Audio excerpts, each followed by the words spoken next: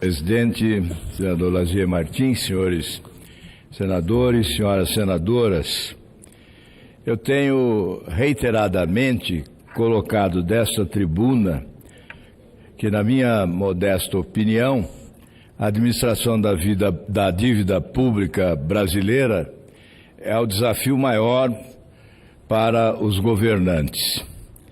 E hoje eu vou fazer a leitura, senhor presidente, de um requerimento que faço ao presidente do Senado, Davi Alcolumbre, com fundamento na resolução do Senado número 42, que criou a instituição fiscal independente, especificamente em seu artigo 1º e incisos que estabelecem as finalidades dessa instituição, considerando que já elaborou importantes trabalhos relacionados à dívida pública nos últimos anos, entendo ser fundamental lançar mão do conhecimento consolidado da instituição para a produção de mais dados e estudos prospectivos sobre a dívida bruta do governo geral, seu custo, evolução e administração, contemplando as seguintes vertentes. Primeiro,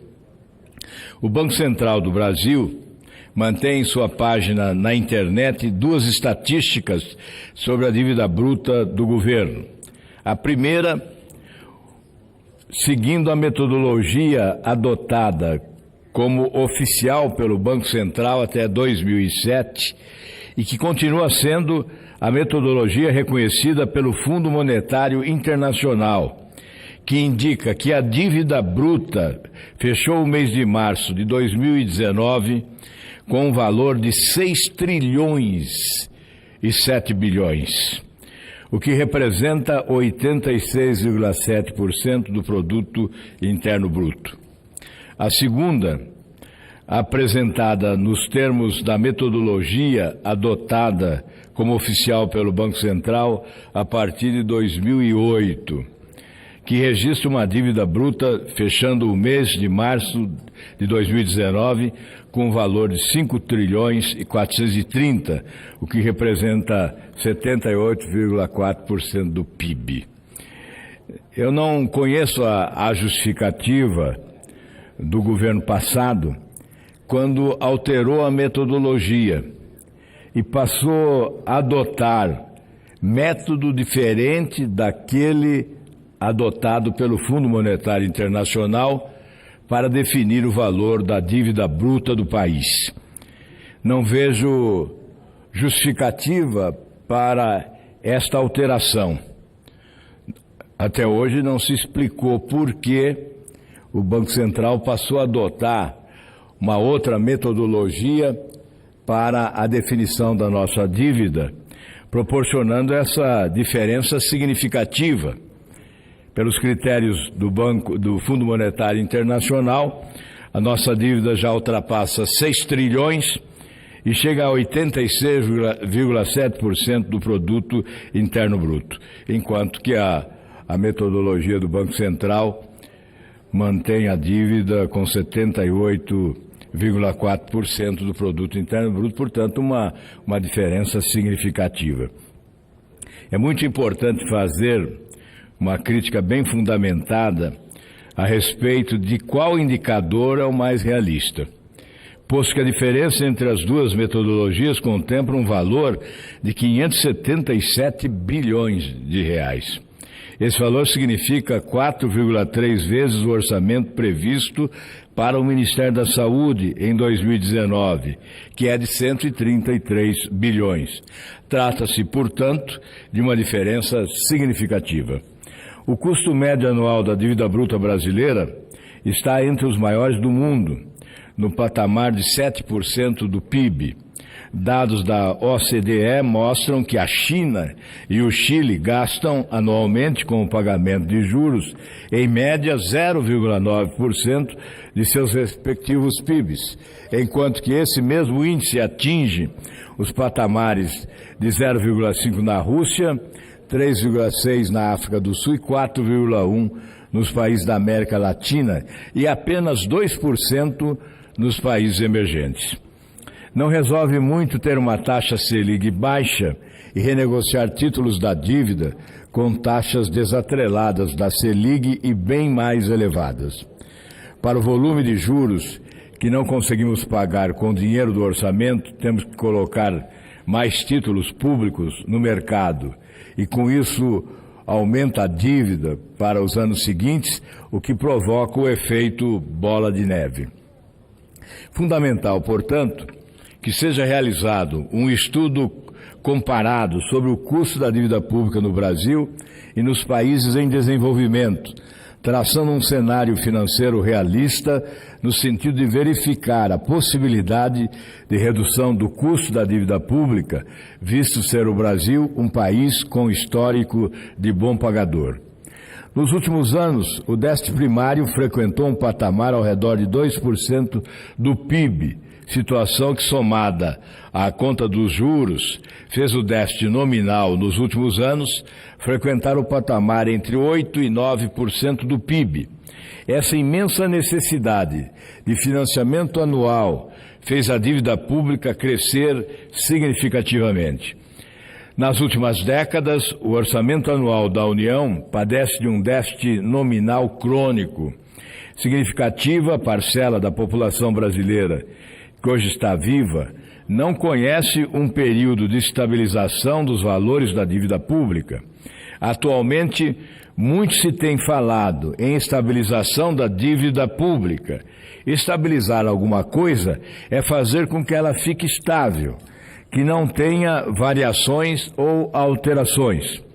Estabilizar a dívida pública seria, portanto, mantê-la no valor de 6 trilhões, dependendo, ou 5.400, dependendo da metodologia que o analista considere mais realista. Pensar a estabilização da dívida com relação ao percentual do PIB não é uma metodologia adequada, visto que o aumento do PIB permitiria o aumento da dívida.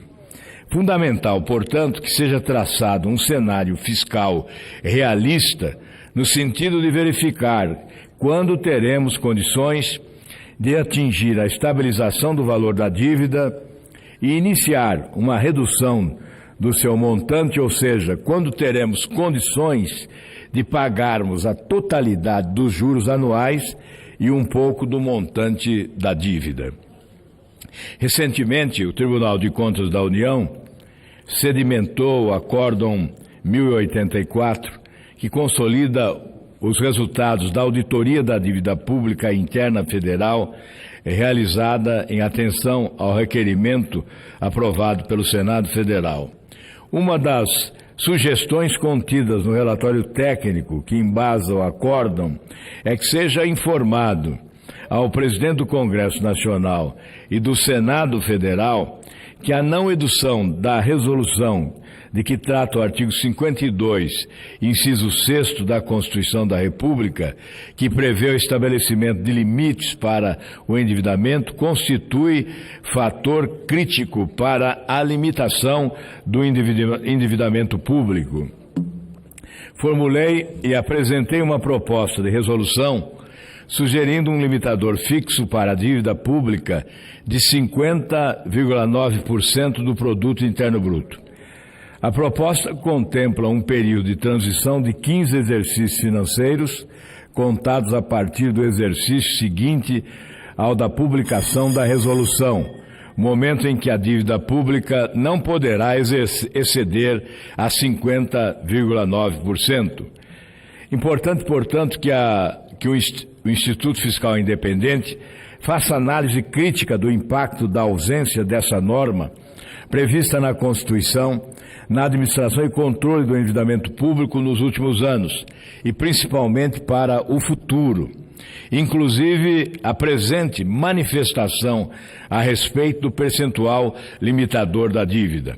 A reforma da gestão da dívida pública de Portugal teve início em 1996 com a criação do Instituto de Gestão da Dívida, que evoluiu nesses anos e resultou na criação da Agência de Gestão da Tesouraria e da Dívida Pública. Trata-se de uma entidade pública a quem compete gerir de forma integrada a tesouraria, o financiamento e a dívida pública direta do Estado, a dívida das entidades do setor público empresarial, cujo financiamento será assegurado através do orçamento do Estado e ainda coordenar o financiamento dos fundos e serviços adotados de autonomia administrativa e financeira.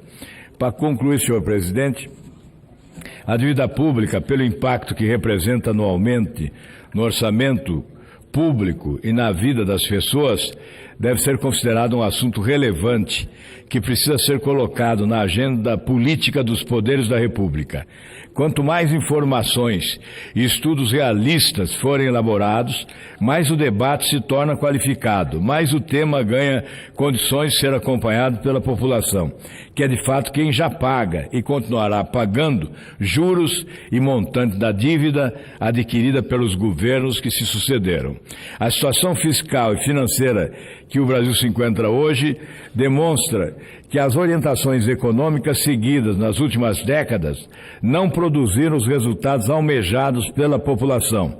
Precisamos, com urgência e eficiência, fazer as mudanças que o Brasil precisa para melhorar a capacidade de investimento dos estados e produzir empregos para a nossa população. Eu requero, portanto, que seja solicitado, senhor presidente, à instituição fiscal independente, a elaboração de um estudo abordando os 5 pontos acima assinalados. Muito obrigado, senhor presidente.